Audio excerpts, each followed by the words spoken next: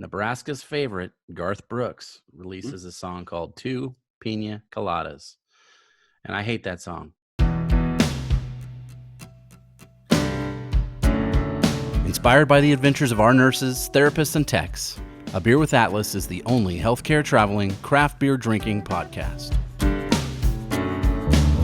Each week, we'll open a few beers, talk about the brewery and the style of beer, and then dive into some research curated specifically for each episode. In the end, we hope each one sounds like a conversation you'd have with your friends while enjoying a few cold ones.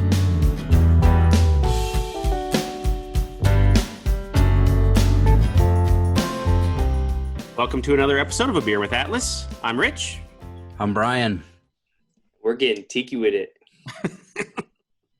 Literally. He didn't even introduce himself. He just goes with it. Jumped right into the beer.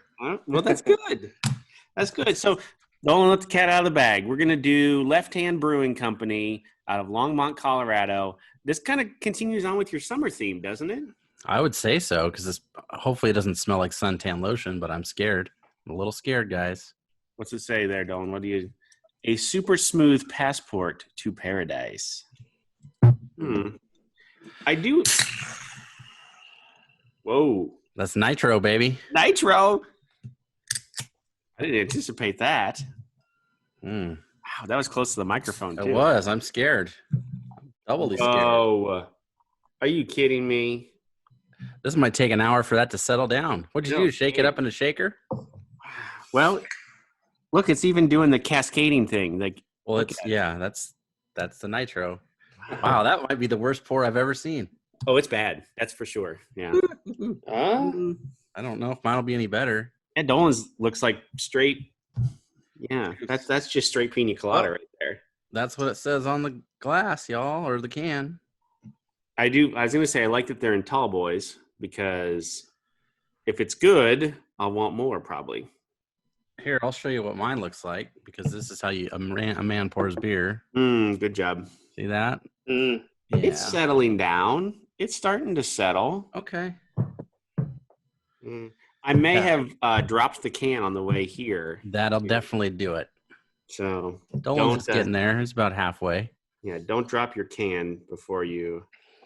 It is weird how, like, look, you see, like, this is what you would typically expect. See, and it's hard if you're not watching. The Nitro head on the beer is the tiniest of tiny bubbles. Yes. The tiniest. Yeah. Almost like an ice cream. Yeah, and that's the point, I guess. It's to make this one specifically taste more like an alcoholic drink, mixed drink versus a beer. Let's see. What's the smell? Coconut. I guess coconut, pineapple, yeah. There's some pineapple smell, but mostly you smell what you don't want to sometimes, and I'm just not a coconut guy, so. You and Daly both. Neither of you like coconut that much. I do not like coconut either. We'll see. We're gonna see. It's hard to slurp a Nitro. Interesting. Not what I expected. Yeah, if you put a blindfold on me and told me that was a beer, I probably wouldn't believe you. No. It's a 7.5% beer too. Oh wow. I mean, that works. Yeah. It's a lot of coconut. A lot of coconut. For me, like it's coconut up front, it's coconut at the end. It smelled like some pineapple. I don't know if it's in there. I wish I had a pineapple garnish, put it on there, or just dunk it right in the glass. But if you like coconut and you like summertime, this would be a great beer for you to get.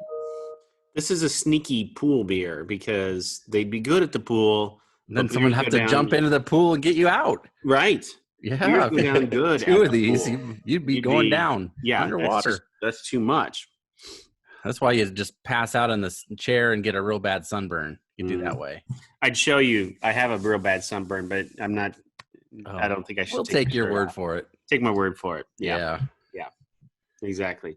Yeah. So I was at Left Hand Brewing Company a couple weeks back. They're in Longmont. My brother ordered this beer, and I didn't want to know anything about it. He is super picky. and he drank the whole thing, and he didn't complain. So So you're like, oh, win. yeah, I guess. So it can't be all bad. So I think I'm going to let some of the folks in on just a little bit of the behind the scenes magic of this episode. We're recording it on July 8th. Okay. There you go. Now, if we would have waited 2 more days, we would have hit exactly on National Piña Colada Day. So we were close. Man. We were so close. So here's what we got. I'm going to start us out with a little bit of Piña Colada information. Okay. And we'll kind of, see where the conversation takes us. But before you do this, Yeah. if you went to a beach of some sort, do you enjoy a pina colada me, no, at all? no, I don't Don't? like coconut. Why would I drink it? Well, No, just Look. because I'm on the beach, I'm not going to drink something I don't like. I don't like tomatoes, but I like salsa. But I'll eat salsa. Yeah, I mean, I understand that part too, Right? but I don't like coconut in any form. To me, this smells like suntan lotion. I think coconut is okay. I've had some stouts where coconut has really been good in, but other than that, I can't do coconut. I can't even do coconut milk. I can't do any of that. I can't do those cookies that have coconut on them from the Girl Scouts. No. We're done here. We're so done here. What? Those are Yeah. the best. Those are the worst. Yeah. You guys are weird. All right, Good. hit me some. I enjoy a nice pina colada on the beach. I just think it's nice. Everything tastes better on the beach. I think you're right. I do like the mouthfeel of this. This is different than anything we've had. I mean, we've had, Guinness and that sort of thing. Yeah. But you're programmed to expect that in a stout and not so much in a wheat beer. I don't know that I've ever had a Nitro wheat beer. I've never. So it definitely is smooth, and it goes down like a mixed drink, except you don't have the ice thing. But if you're a pro, you just don't ask for the ice, I guess. And you get more drink that way. Here's my initial before you do this. My Yeah. initial thought is the Nitro is gimmicky. I wish I could have it without it. Let's see if I still feel the same at the end. Well, yeah, I get that too. I think mostly it's just to try to parrot the you know what I'm saying? Parrot rum joke. Parrot. Yeah, the drink itself. It's supposed to be like that. Okay. Where do you think these were born? The drink. I'm gonna go with Colada. Pina Colada. I'm gonna go with Jamaica. Okay, Dolan, you got any feelings on this?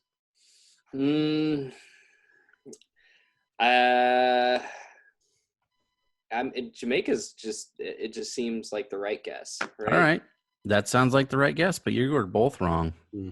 San Juan, Puerto Rico.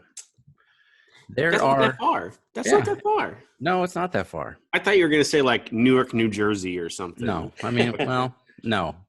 But there's 3 different versions. You know how these stories go.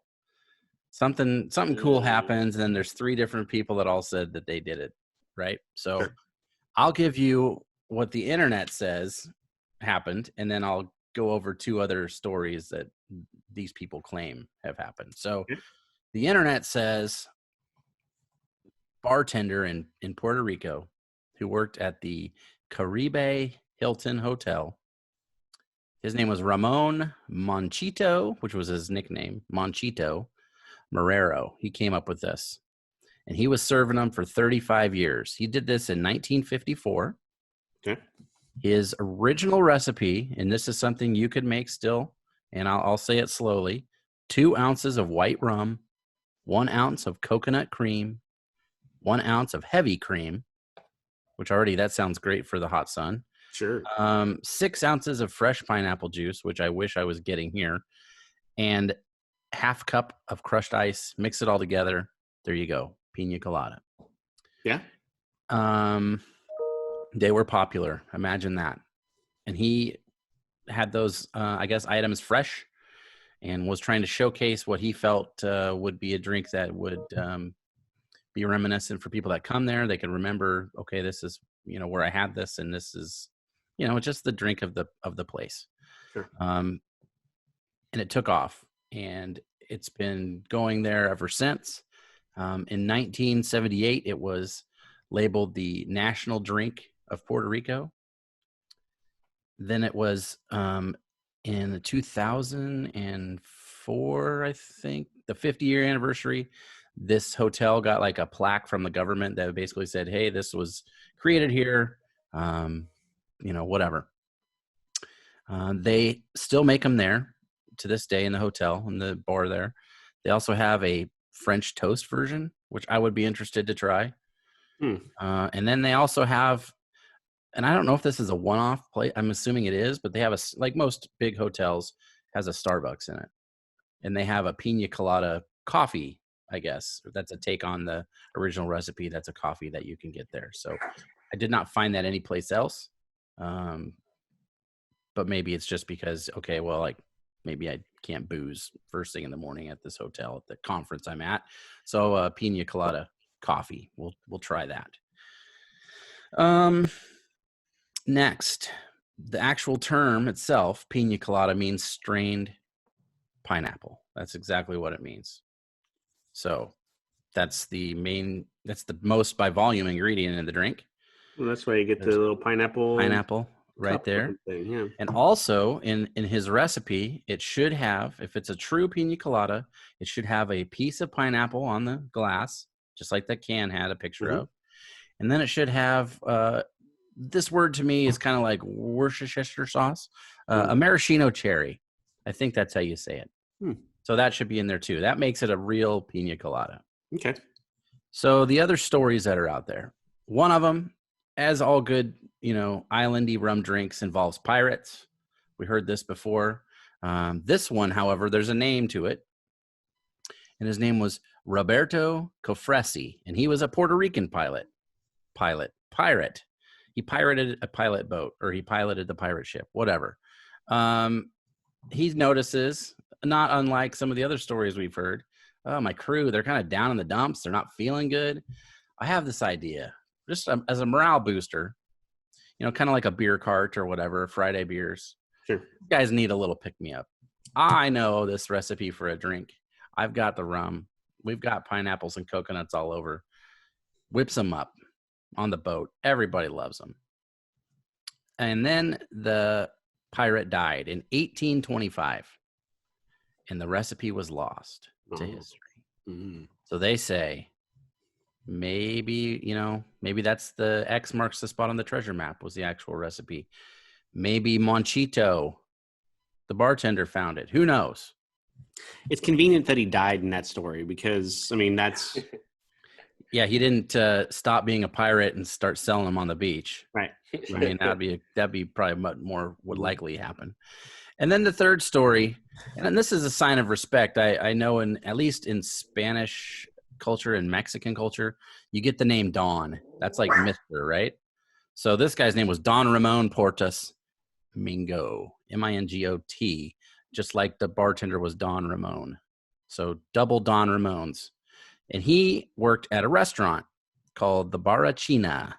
And in 1963, he says he came up with the Piña Colada. Well, that's 9 years later. And in, I think, the same town. They still sell them here at this place. And I looked it up. I looked at the website and some images of the place. I'd rather get one at the hotel. We'll just leave it there. I'd feel safer getting one at the hotel than I would at this place. Are you saying like it's dive bar status, maybe? I would say yes. Yes. It's more, it was just more, it looked a little rougher. Okay. But that's allegedly, they all come from the same place. They're all basically San Juan area. It's just a matter of, whose story is better. I like the guy at the hotel. I like his story. I like Monchito. He was walking around there like a peacock, man. Yeah. Oh, you guys. Oh, you're having one of my drinks. Oh, well, let me tell you the story. It's one of those deals. And he was probably like king shit in that place. Yeah. Like running the roost. So I think that's great. So that's the story I like. Isn't that typical? So Dolan, have you ever been to any Caribbean island whatsoever? I think we've covered this before, talking about Jamaica and stuff like you've never been. Okay. Brian and I have both. It's your best friend there, besides the person that you went with, is the bartender. Oh, yeah. Always. Yeah. You make friends with the bartender on the first day, and you are guaranteed to have a good time. You might not remember it, but you'll have a good time. That's true. Which is interesting because like I don't know about this hotel where they, where this took place, but at least the one I went to, it was one of those all-inclusive places, right? Mm-hmm. So making friends with the bartender, that's a good play here in America, right? Yeah. You get recognized, they'll know your drinks, you get better service, faster service. But at a place like that, it's almost not good because you get more drinks faster. You're not paying for them. Most places you can't tip them. So it's like all the rules that we know. It just makes it worse really for you. So maybe make enemies with the bartender. I think worse is relative. I don't know. Yeah. I mean, I had fun faster in the day than I would have normally. We would sit at the same place at the bar. And this was a few years back. Mm-hmm. And, he'd make drinks for the waitresses or whatever, and they would take them out to the people, and we'd be sitting there, and there'd be like this much left. He's like, oh, you want to try this? Here you go. And like we would get fed like all the leftovers. Like, and he'd pour it right out of the thing and give us a little cup. Yeah. Oh, it was the best. The best. I mean, in the swim up bar, that's a great thing, isn't it? Yeah. So awesome. And then like the place that we went to, they meet so many people every day, but they have to be friendly, and they try, as a good bartender will do, remember your name or what you had.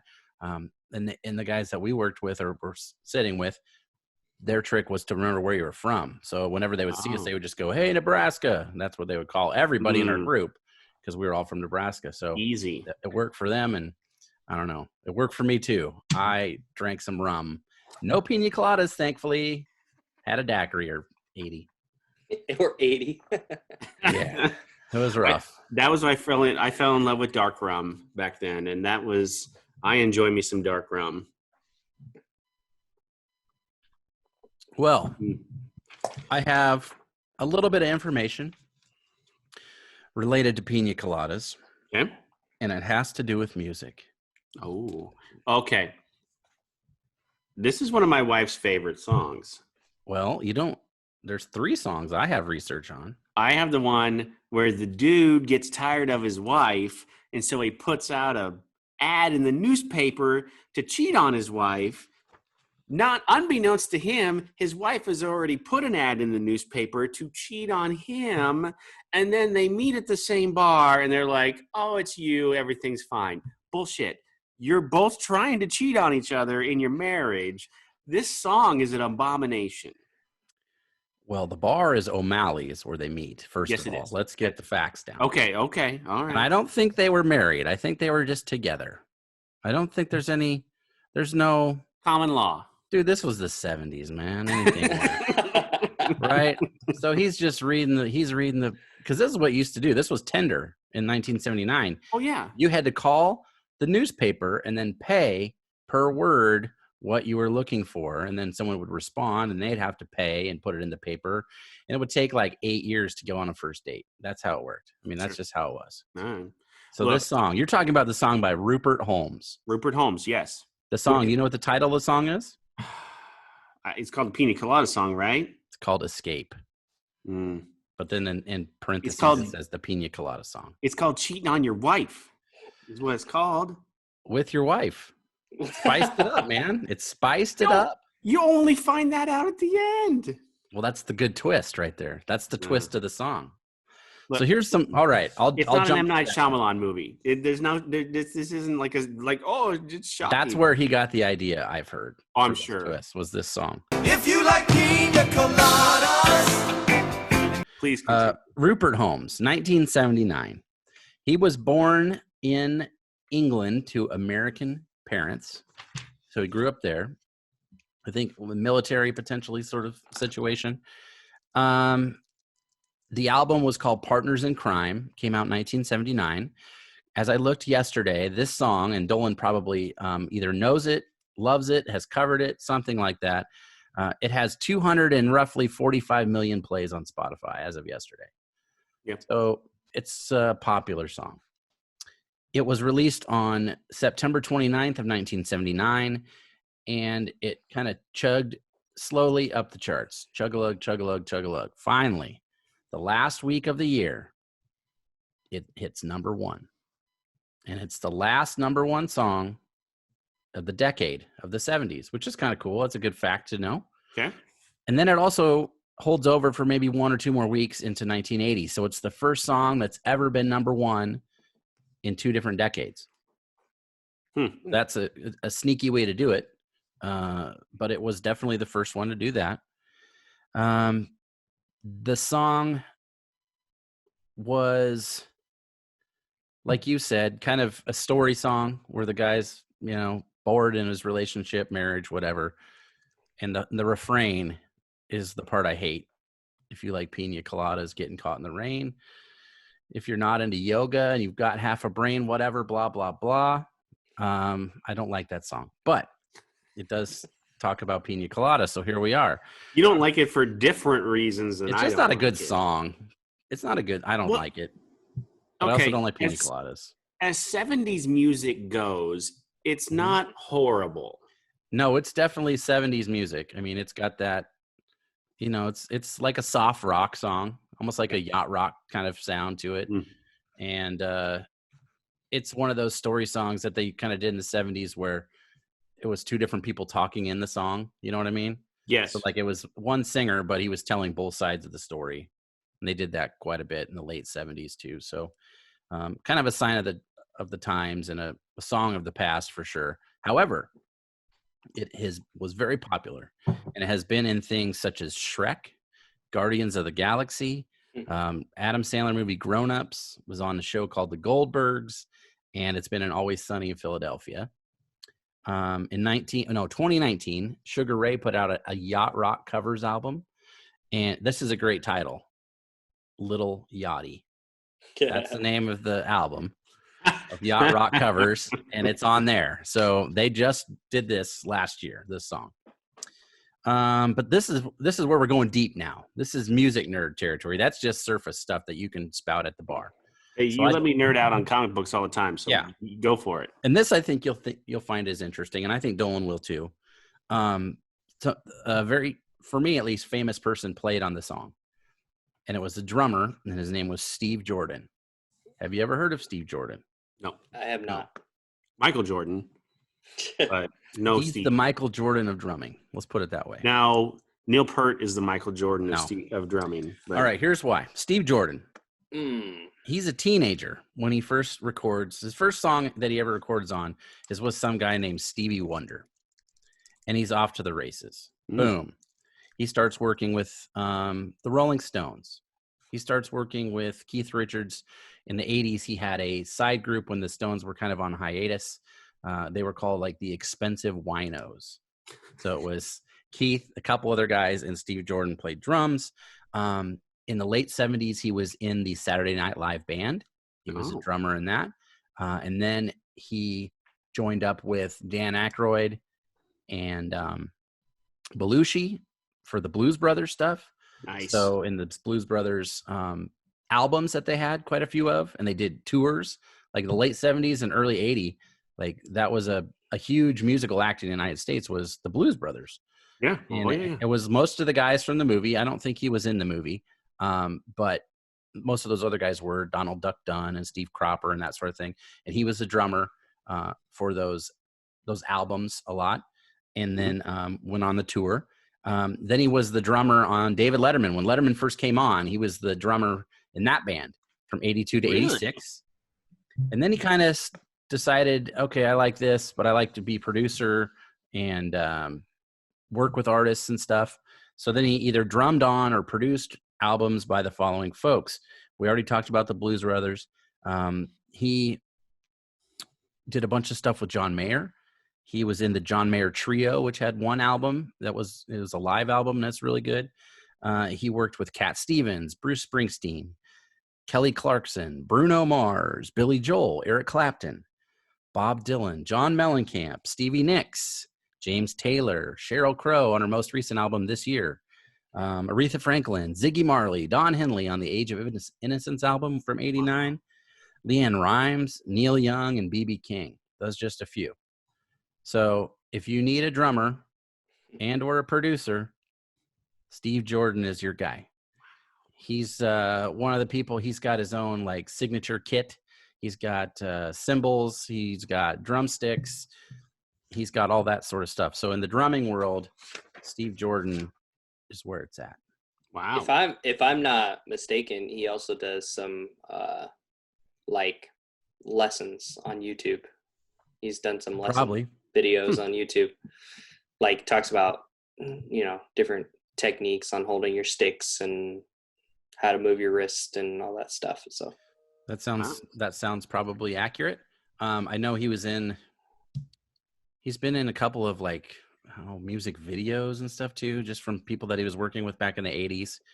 But that's the deep dive on Steve Jordan that you didn't know you needed. But Had no idea. He did a lot of different genres. He's kind of, I don't know, he's like Rick Rubin in a way, where he works with older established artists a lot and kind of just does stuff with them. And then he also works with younger unknowns too, like the John Mayer stuff. Those were all like his first 2-3 albums.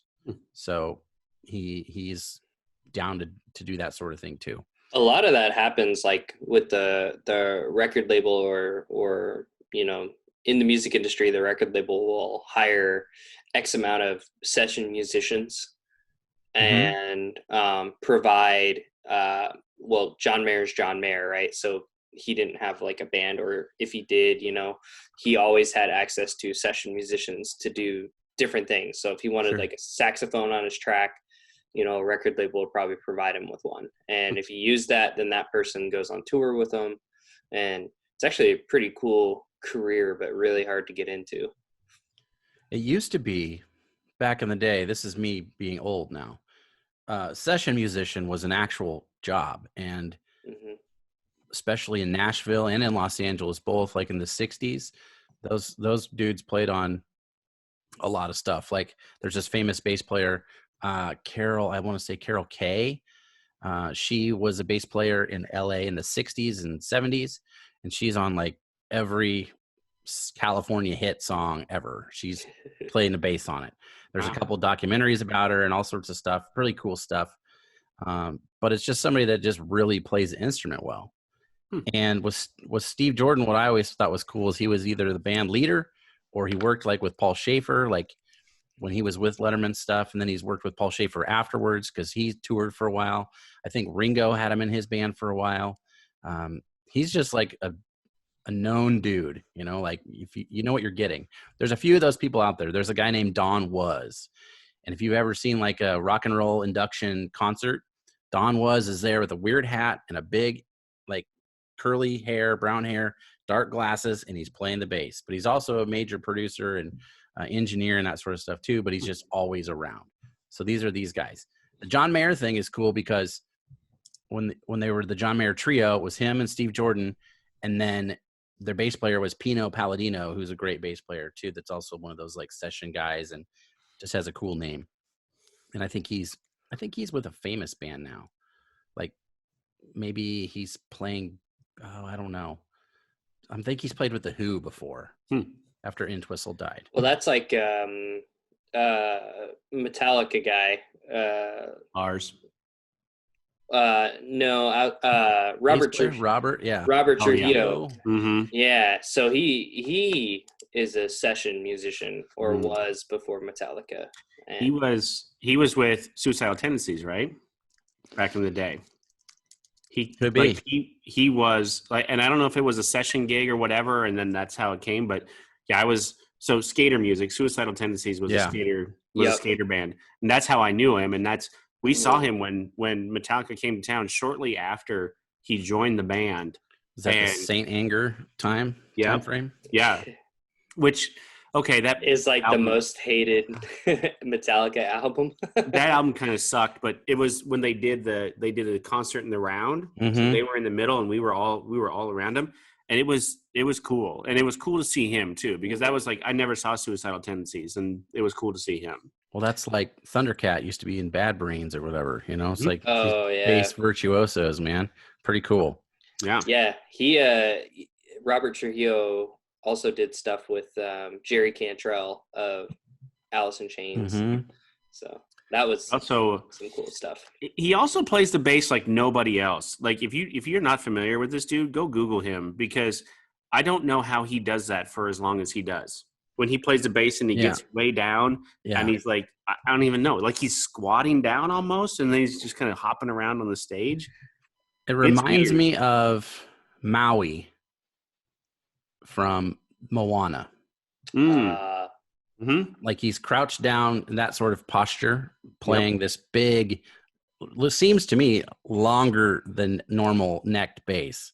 I don't know. It's pretty cool. Well, it's because he wears it so low. It's like Slash. They almost have the body of the instrument on their knee, so it makes it look just gigantic. So much. Yeah, that's a good trick. Up here instead of like in a normal position. Yeah, like, they're playing here where the body is on your knee. It's more slanted or whatever. It's actually like a lot of and he's classical, so that's why he plays it like that. Because a lot of people, if you're classical, you're going to be more here, upright, like an upright bass. Yeah.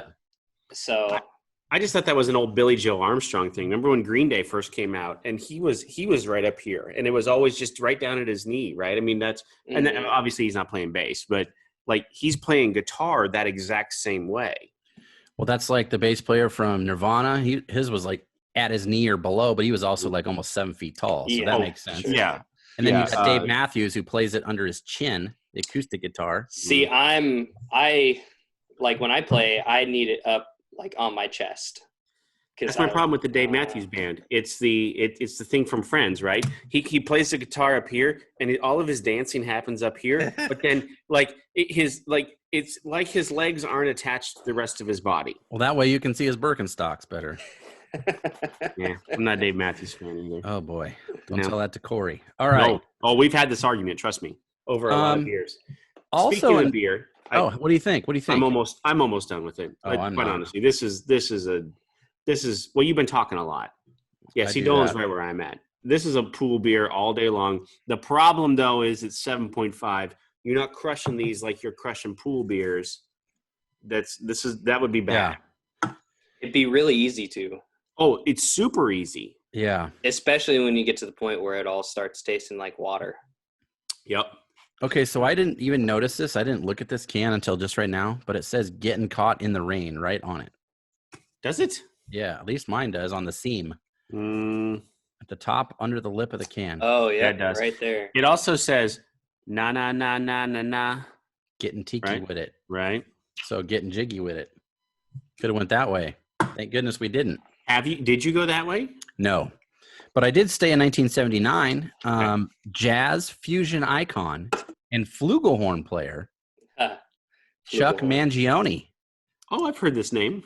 Yeah. He had a song out called Piña Colada in 1979, and unfortunately was not the hit that Rupert Holmes had. And then, most recently, still 20 years ago, almost now, 1998, Nebraska's favorite, Garth Brooks, releases a song called Two Piña Coladas. And I hate that song. I don't know if I've ever heard it. Two Piña Coladas. And I don't care about the rest of it. I hate that song. I'm just not a Garth guy. It's just not for me. That's probably where Dolan's, I don't know if you're with me, but I know one person that would argue against me, and that's Braden. He'd say that's where country music started, and I'd say that's where it stopped. He doesn't know. He's had too many Piña Coladas, but he doesn't know. The song was a huge hit, and it was on his album Sevens. Came out in 1998. It was one of the last studio albums he put out before he went on this hiatus and raised his kids and stopped touring and that sort of thing. Yep. But it was a big, even me who doesn't listen to country music like that, I knew that song, especially the chorus, and I hated it. Here's a fun music fact for you. Okay. The town I grew up in is the town where the bar, the Oasis, from Friends in Low Places was located. For real. This is a real story. It burned down. Any of the friends? Yep. So I've got friends in low places, right? Yeah. We're going to slip on down to the Oasis. I'm sad I even know the lyrics because you've heard it 1,000 times, and that's not my thing at all. No. But It was in the basement right beside this bank in Concordia, Kansas. I don't know if the song was written by or had some influence by the guitar player for Garth Brooks at the time, because he was married to a girl in Concordia. They were divorced then after when I met her, and I worked with her. So anyway. I would guess so, because I don't think Garth writes a lot of his own stuff, or he might be a co-writer, but this Piña Colada song was not his. So Garth Brooks was one of my grandmother's favorites. The song that would play often in my grandma's house is the Long Neck Bottle song. Oh yeah, Long Neck Bottle. There you go. Sounds just like Garth. Yep. Yeah, perfect. You should cover them in your band, Nolan. You should. Cover That'd be a tough sell. Yep. Just Maybe a different style, I think. With your seltzer drinking bandmates. Right. Oh yeah. I don't think they're covering Garth Brooks. Maybe after a few seltzers. Well, maybe 5%ers on those. You may. Hey, I did find out that the guitar player is into IPAs, so there you go. Boom. Maybe we can convince the other half of the band. Maybe. So Left Hand. So what do you know about him? I've been to Left Hand at least 3 times, and here's why. Because we spend a lot of time in Colorado. It's one of our favorite places to go. My brother lives in Denver. He lives in Centennial, and lived in Littleton for a while as well. So very, very familiar. I wore my New Belgium shirt today, not just because it's not far away. Okay. You're maybe an hour away from Left Hand to New Belgium. I feel like I know Longmont for some reason, but maybe I don't. I don't know that I've ever been there. No, you probably do. It's very easy to drive through. So, if you're going someplace in Denver, unlike on the north side, you've been through to or driven through Longmont before. Okay. Left Hand started in 1990. It was founded by a guy named Dick Dorr. Dick Dorr, yep. Got a homebrew kit from his brother for Christmas, and there you go. Wasn't his wife, but his brother. Close. Typical story. Yeah. You replace one with the other. Homebrewed for a few years. Teamed up with his buddy from college named Eric Wallace, who is now listed as the co-founder and president of Left Hand. Here's what's interesting. So I don't know if they necessarily have any roots back to Native Americans. Okay. But they started as Indian Peaks Brewing Company and then realized, oh shit, someone's got this name already. Oh. We can't use it. So they named it Left Hand in honor of Chief Niwot. So Niwot. And I'm confident in that spelling because I've driven through Niwot, Colorado. Yeah. So Chief Niwot means left hand in Arapaho. So which were the Indians or the Native Americans there at the time. Yeah, because there's Arapaho County, I know, Colorado. So and so there's a Niwot, Colorado, which is a town. There's another great brewery, and we need to get to these guys at some point because they produce an amazing IPA, Bootstrap Brewing Company.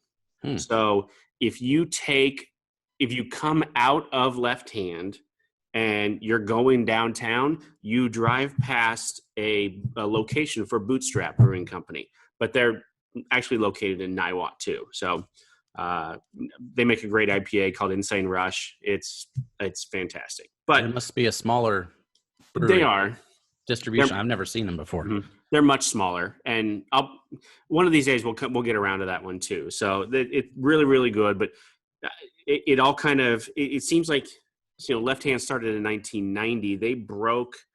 I have it down. Oh, here in 2010, they grew enough to break the Brewers Association top 50 in 2012. So 2010 they saw a huge increase. 2011 they introduced now, and I couldn't necessarily find anything on this that would back it up. There isn't anything for me to believe that it's not true. They introduced the Milk Stout Nitro in a bottle at the Great American Beer Festival in 2012, which is the first time it was ever done. I would believe that because that's what I know this brewery for. Yep. Is that beer, Nitro. Yeah. That's their thing. So were they the first ones to do it? I don't know. They were the first ones to put it in a bottle, though. To do it commercially, probably. Right. Yeah. So, and that has become their most popular beer. I used to drive to Iowa to get that Mm. because it didn't get to Nebraska, but now it does. It was here, then it wasn't. Now it's back, I believe. Mhm. But I used to get it all the time. They also have a regular version of that stout that's not nitro, but it's one of those ones that it's they tell you to pour it hard. Mm. So you have the pint glass and you just let it chug out, Mhm. and that's what you're supposed to do. There's even, I think I used to maybe see a video online. They show you like how to do it, or I saw somebody do a whole 6-pack once. They popped Really? them all and I flipped it 6 glasses, and it was pretty cool. That's cool. It might have been at the brewery or something, like the tap room or something. They showed you how to do it, but that's what they've been known for, was that nitro. Their tap room's super cool. They have a lot of patio space, especially right now with the weirdness in the country and everything else. They have a lot of patio space, very kid friendly. Maddox has gone with me all 3 times that we've gone. They're a lot of fun. They're really they're good, down to earth people. So their original brewery was across the street. They bought the location directly across the street from them. That's where the current tasting room is. And then as you park, you kind of park back in the back where all the silos, where they have their grain silos and everything else. Like that's their parking lot back there. They're currently sitting on 5.5 acres total. And 5.5 acres in Denver is a business in and of itself. Yeah, I bet.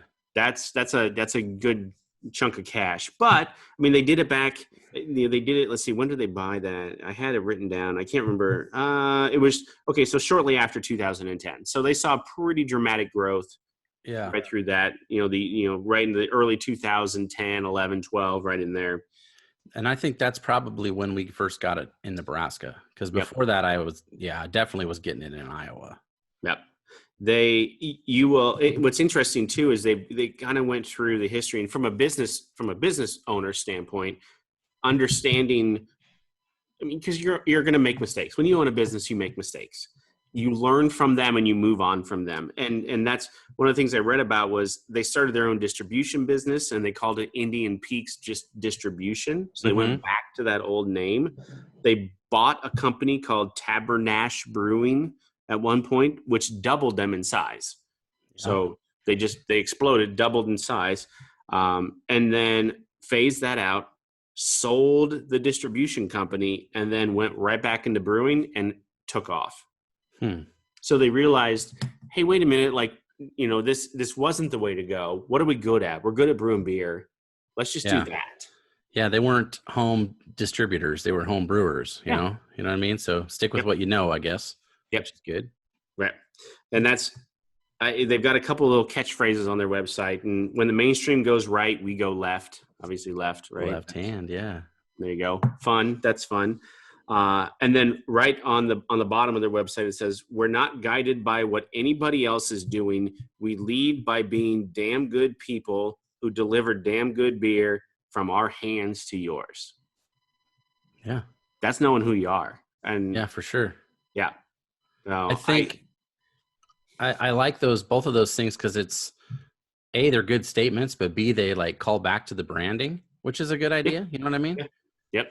Doesn't get much better. No. And it comes through in their beers too. Like it's, who is going to put a wheat beer on nitro? Only them so far that I've seen. Okay, so if you're in the Midwest and you're listening to us and you're in the Midwest, like your wheat beer is Boulevard. Pretty much, yeah. Right? I mean, that's it. Like if you were to say, give me a wheat beer, it's Boulevard wheat. And for these guys to do something like this, like that's got you have some marbles, right? Yeah, I mean, I wouldn't even call this a wheat beer. Like it has no telltale signs to me that it's a wheat beer. You know what I mean? I'd love to try it. Okay, so I have changed my mind since my original statement. I guess I liked it. There's still a little of the foam, right? I mean, I've got a little bit left. I would love to have tried it without the nitro just to see, like, what do you get? Do you get more pineapple? Because the pineapple and the wheat would go together better, I would think. It's growing on me. I feel like as it warmed up a little bit and when the bubbles went down, I got a little bit more pineapple, and that's Yep. the only thing that's saving me from this one because I'm about as anti-coconut as it gets. So, so this is tough, but you know what? Sometimes you just got to power through it. I got a lot of pineapple, and maybe that's just I was looking for it. Maybe I just wanted it, and I don't mind. Oh, I want it. Maybe if you had the pineapple slice on there, like you're supposed to serve. Well, at least And then you would smell it when you drink it. Right. Your brain's already like, ooh, pineapple, and then you probably pull it out a little bit more. You would get the notes of pineapple more. Who knows? But I 1,000% agree. This would be good outside in the heat by the pool, maybe under an umbrella, some shade, so we don't get sunburned because we're all old and pasty. But that's how that goes. Well, two of us are old. 2 of us are old. Yeah. All 3 of us are pasty. Yeah. We got a pretty good farmer's tan going right now. Oh, I got a sweet farmer's tan going. Yeah, you weren't lying. Mm-hmm. Oh, look at Dolan. Yeah. Woo-hoo. Yeah. Well, here's the thing, Dolan. When you go on vacation, you just wear tank tops. You'll be up in the mountains. You wear some tank tops. You'll be fine. Here's an alternate idea. Just wear sleeves and nothing else, and then even out that farmer's tan, and you'll match when you get back. Yeah, possibly. Pro tip. Yep. I like that. I was just visualizing that image of you shirtless but with sleeves, soaking up some sun. Where are you going? Are you going to the mountains? Yeah, I'm going to Hartselle, Colorado, specifically, but it's more up the mountain, I'd say. Like, we're so far up in the mountain, it doesn't even look like you're in the mountains because at that elevation, everything looks normal. But yeah, close to South Park. Telluride. And close to the sun. So you better lotion up. Have that Piña Colada smell suntan lotion with you for sure. It's cool, but you still get sunburnt. It's weird. Like it's not hot out, but you still get burnt. Well, you're like 3,000 feet or closer to the sun. Yeah. Mm-hmm. For veteran listeners of the show, and there's at least 2 of you, at least. This is where Dolan makes hobo pork chops. Oh, yes. Hobo pork chops are coming. So we'll see. We'll see if it gets made. It wasn't made last year. That's what I know. We're gonna need some photographic evidence. If it actually happens, we shoot a video and we can Atlas eat that thing. All right. Yeah. Hobo pork chop taco. I'll do a Taco Tuesday. That'd be fine too. A little bit of pork chop, a little bit of pineapple. That would probably pair really well with his beer. Probably. I bet it would. Yeah. I bet it would. Brian, do you have any other research on this at all? Any more disparaging comments about Piña Coladas? Yeah. No. Other than I don't think I've ever drank one in my life. I don't think I've ever had a Piña Colada. I think I need to make one for you because I make a mean Piña Colada. Really? Do you got the cherries? I do. Oh yeah. Oh, okay. Yeah, well, it's real. I mean, I would try it, but you know me, I will drink anything. That's true. That's true. You know, whatever. It might not be something I order again, but I'll try it once. All right, let's check Untapped. So I cheated and I looked ahead, but I don't guess, so that's okay. But I didn't. Oh, and there we go. Didn't. Yeah. It has to be a small sample size. I don't feel like this is a big beer for them. No, this was just new this year. So 2,936 check-ins. Yeah, that's fairly small. So not very many. I'm going to go 3.81. I'm going to go 3.2. 3.49. So right at 3.5.